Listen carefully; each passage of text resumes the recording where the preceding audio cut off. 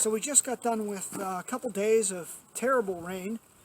We probably had 24 hours of really cold rain. A lot of places were getting freezing rain. I had covered the entire igloo in a very large blue tarp, and surprisingly, this is the igloo that I had in my other videos, and it survived. So about last night at about 3 in the morning, 4 in the morning, the rain turned into a little bit of frozen rain and then snow. And so early this morning I took off the tarp, and my igloo is still up, and it's frozen, and it's really firm at this point. It's come down quite a bit.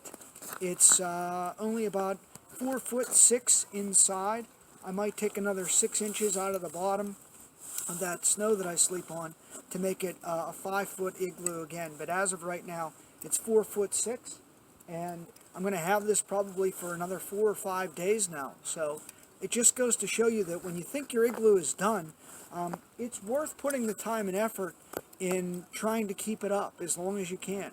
So by tarping it, the rain was 32, 33 degrees, 34 degrees for literally 12, 14 hours. And it melted a lot of the snow around here, almost all of it.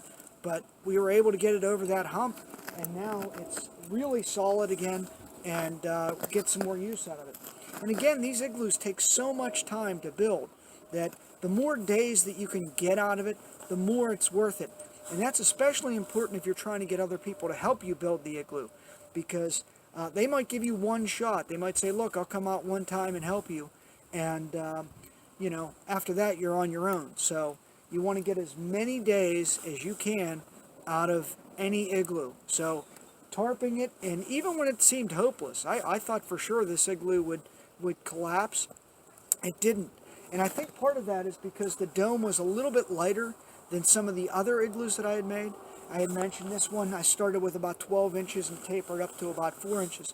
And I think what happened is the lightness of that dome is really what saved it. It had really strong walls. You can see that those walls had never budged, so I'm probably still about 7 foot. Up here about 6 inches, and then up at the top here probably about 4 inches. But again, that dome is probably one of the lightest domes that I've ever made, and I'm starting to think that might be the way to go, because your collapse is going to happen up in this region, never down here, as long as you've got that catenary curve. So we've got some beautiful snow.